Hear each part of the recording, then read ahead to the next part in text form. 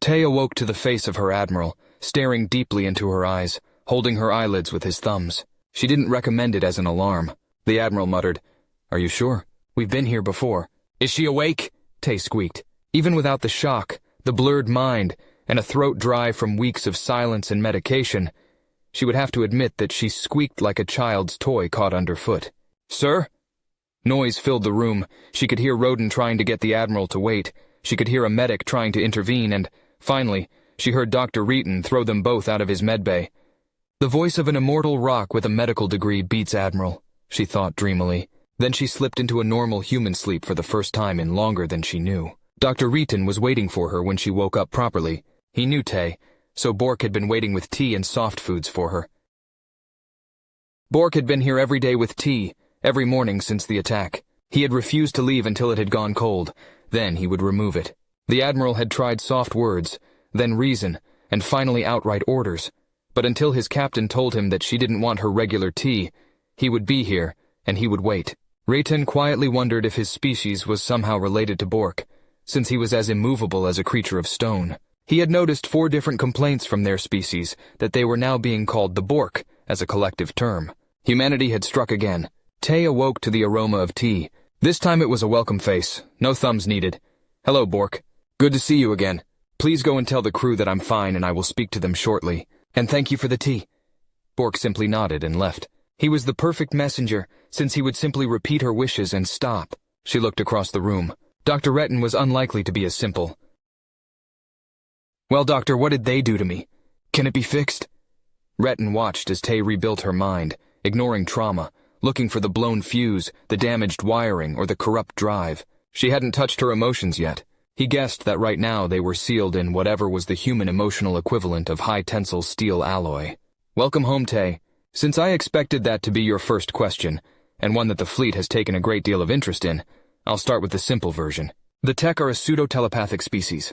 They, as in the vast creature that spoke to you, use immensely powerful electrical neural impulses and can speak to damn near anyone. It can, to a degree, bond you with itself. It's the core of the Intech species symbiosis." Tay nodded. "Yes, we talked. It seemed nice. Old, very old. I think they retain the species' memories." She paused. "Doctor, I don't see how that affected me."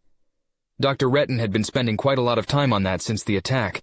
Effectively, it hit you with a neural bat to the head. Instead of bonding, your brain rejected the signals and treated it as an infection. That caused your brain to swell and slam itself into your skull. You have been in a coma. We couldn't risk waking you until we could get the swelling down. Since your brain thought it was under attack, it wasn't willing to help. You came close when the Admiral spoke to you, but we couldn't get through.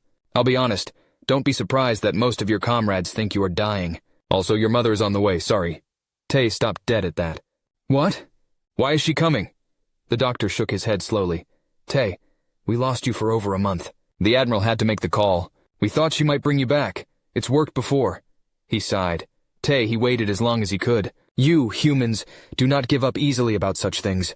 And now, as your doctor, I'm telling you to rest. I have left your tablet on read-only. Catch up with things slowly. There are going to be many questions asked. He smiled. It's good to have you back, Tay.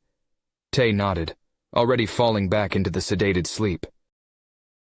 Roden was tap-dancing across the 1,000 issues that had arisen without the captain.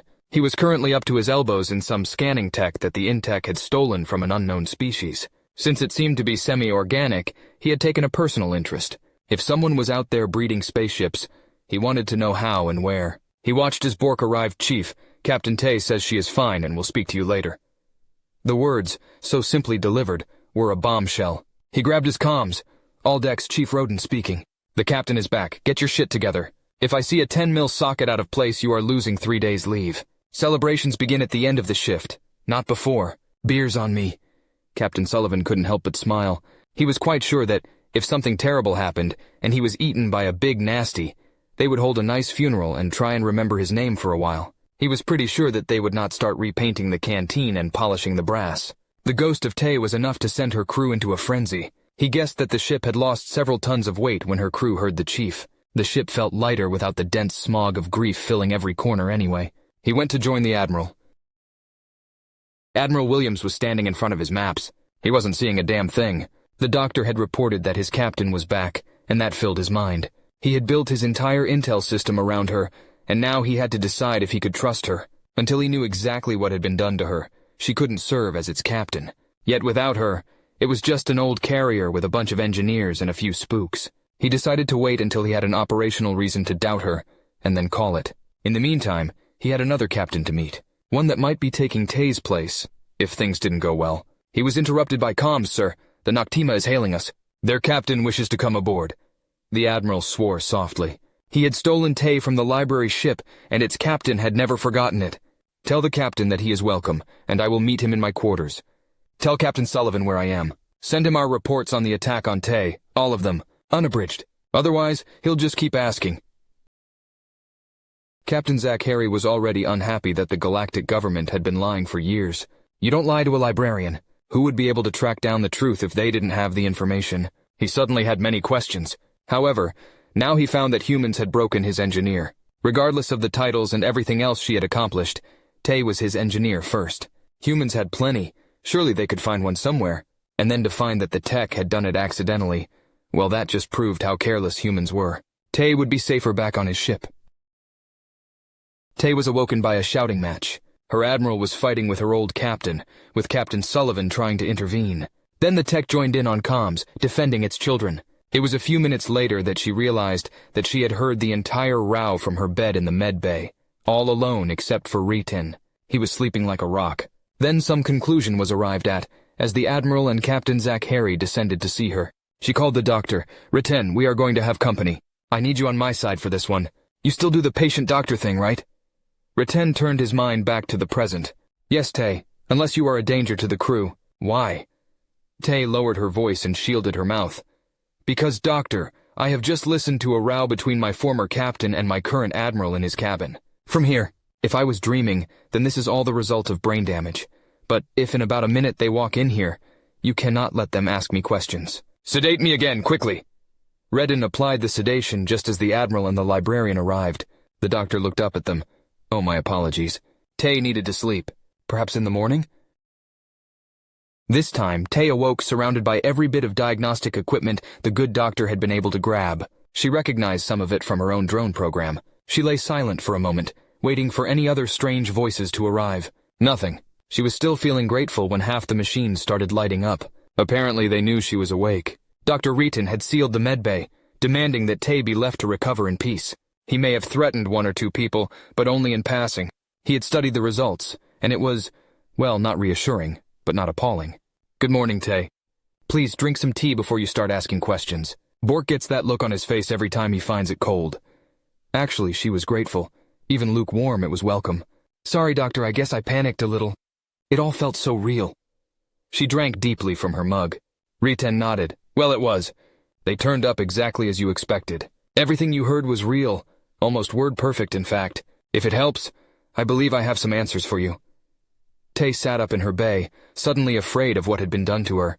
Those emotions that she refused to allow were seeping through her defenses. Doctor, humans have the psychic abilities of a brick. We can barely understand each other, for fuck's sake. I don't want to be listening in on people's conversations. None of the words we have for such things are good, and they start with assault and then they get worse. The doctor had thought hard about this part. Tay was done. At least on this ship. He had admired all her work, even the parts that had disturbed the Admiral. But to lie to her now would make it worse. Tay, every human on the mission, the Admiral, your old captain, the Chief, and the Marines, they are all linked to you. The tech tried to bond with you, but your brain refused it, reaching out instead to those that you trusted, and, in such a human way, loved. It is another example of the in-tech misunderstanding humans, as I have done myself. Tay finished the mug of tea. So it's just the most important people in my life that I can spy on, making them distrust me or worse, fear me. Doctor, no admiral will stand to have a captain read his mind. No one wants that. Can you cure it? Or at least stop it? You're my doctor, fix this. Ritin sighed deeply. This was not his field, or at least not by choice. Tay, the tech used some kind of quantum twinning on your brain. Effectively, it tuned some parts of your mind to some parts of theirs. As far as I know, distance is not important, simply value. There is every chance that it will diminish, once your brain starts to disregard those parts or your cells regenerate. But here and now, it's a reality. The only solution I have found is time and distance. You cannot stay here. In fact, you cannot stay in their company, since it will pass this along to the next cells. It could become a permanent feature of your biology. Tay tried to work out the engineering. The tech had rewired her brain. She was permanently connected to those she had taken on that accursed mission. It all added up to one thing: exile. Reeton interrupted. Tay, before you go any further, your mind reached out to someone else. Someone so distant that they are not tied to you like the others. You called out to Ben. He didn't hear you exactly. He just knew you were in trouble. I have a simple suggestion. Go home, Tay. The home that your mind chose when it was being attacked. Go to Oz. Make it what you want it to be. The war is over. All your people are waiting. Go home, Tay. You can only suffer here. Admiral Williams couldn't help but be a little tense. Tay and the doctor had explained the basics, and he understood the mechanism, theoretically at least. Tay smiled at him. And that, Admiral, is exactly the problem. I can only hear you when your mind turns to me. Imagine trying to live with that. A captain that hears every thought that passes through your mind? I knew that you were proud of me, of what I had built with your guidance, and I would prefer to let that stand. I cannot be on the same ship. I cannot even remain in your command. What happens if the next enemy of humanity takes me prisoner? Best if I leave before it gets worse. The Admiral had listened to the good doctor, his theories about what would happen if they stayed close. How could he do battle with troops that felt his every emotion, his every doubt? Tay laughed sadly. You see, Admiral, I heard every word of that. Humanity isn't ready for this. I will go to Oz and rebuild the people as best I can. I'm sure you can find a budget for that. A substantial one, I hope. I leave the tech to you because, frankly, I never want to see another. Admiral Williams was not a man easily swayed, but he was a senior officer. Captain Tay, you have suffered a battlefield injury, one that has cost you your command. I can only offer you my condolences and support. That the nature of your injury is hidden doesn't make it less important. I am to return to Earth and assume command of the fleet, to assess the success and failures of this campaign. Lessons will be learned, including all you have brought to the fleet. You are released on permanent medical leave, with the reserve rank of Major. Your citations were awarded while you were lost to us, but please update your uniform. He saluted his captain. Tay, I'm going to miss you, but not as much as your crew will. I suggest you go and speak to Captain Roden. I think he may be waiting for you. I have asked him to equip one of the Intech cruisers for you as a personal gift. We have enough of them. Peace be with you, and best of luck, Tay. Tay returned the salute, aware that the pain she felt was passed to everyone she loved. She cursed the tech. Roden was crying when she arrived. He was the longest-serving member of her little crew, the backbone of Intel engineering. Despite what he thought, he had built it beyond her dreams. Now it was the cutting edge of human capabilities. An idle thought now raised as a guard against an indifferent universe. She knew that few enemies would risk the sort of intelligence that humanity had extracted from the Intech. Our next enemies will be doing the same, she thought. We better build our ships for that. Roden swept his hands over his eyes as her thought went straight to his brain and laughed. You did it again. Now I have another problem. Sir, you will be missed. I'm sure one day I will be able to forgive you for making me a captain. I wish you could stay. Please ignore whatever I'm thinking. The human mind is a chaos engine, and come and say farewell to our frightened engineers. And Bork. He is in his own special way seriously pissed at you. Then come and see what we built for you, Captain. Bork, Ollie, and Oscar were waiting for them in her office. Nothing but misery on show. Tay looked sharply at them. Attention, sailors, don't I get a salute? What kind of ship am I leaving behind? What will your captain think? Since he was still wiping away the tears, probably not the best line. Your work here is amazing, and both I and the Admiral expect it to continue. I have never been so proud of you. I don't want to leave, but that is the cost of battle. We lose people, and our job is to make sure that we lose as few as possible. Today it was me, but I'm still walking around at least. You can find me on Oz if you want to share a beer. Bork leaned forward. Captain, I don't understand. I observe no injuries. Are you infectious? Tay nodded. Yes, in a curious way. My emotions and thoughts are now relayed to others, in a way that would threaten this command. The risks outweigh the benefits. I have taken a position that carries no risk. It is simply an unusual battle injury, nothing more. Bork considered it. Your dance is broken. So you are dancing somewhere else. Tay nodded. Trust Bork to remember the first metaphor he ever understood. Yes, Bork. I will be dancing somewhere safe. Roden's comms beeped discreetly. Sir, please follow me. It was like a replay of taking command of the Curious, except for the sadness. The Admiral was first to salute, then the captains of the fleet. Her people were waiting at her new ship, so small in her bay. Captain Roden stepped forward. Sir, we named this one for you. Welcome to the Gratitude, sir. He grinned. Apparently you don't get to name a second ship if I don't change this one. The Curious will always carry the name you gave it, Captain.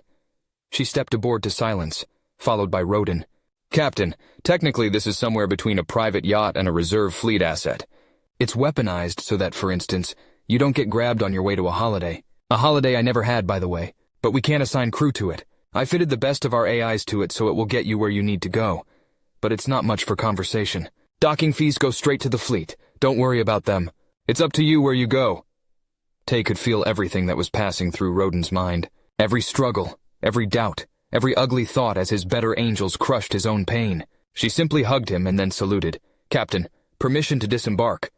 Roden stood back and returned the salute. Aye, Captain, permission granted. Fly safe. She made herself comfortable, enjoying the silence. Ship, take me to Oz. Best speed. The ship left the curious silently, with many eyes watching. Then the call of duty dragged them back to work. Then, as Tay flew silently into the dark, she got a surprise. Captain Tay. Alert. Warning, broken unexpectedly. With AI. There is a quantum field. Interference pattern on the ship. This ship is compromised. This ship is gratitude. This ship is gratitude. Her HUD turned to mush, so she moved to the console. Every damn thing was going offline, then switching back. At least she could kill the engines. Glad that Roden was out of sight, she cursed him in 24 dimensions. Finally, the core started to reboot. A gentle hum filled the ship as systems were restored. A voice rang out in the bridge. Captain? Who am I?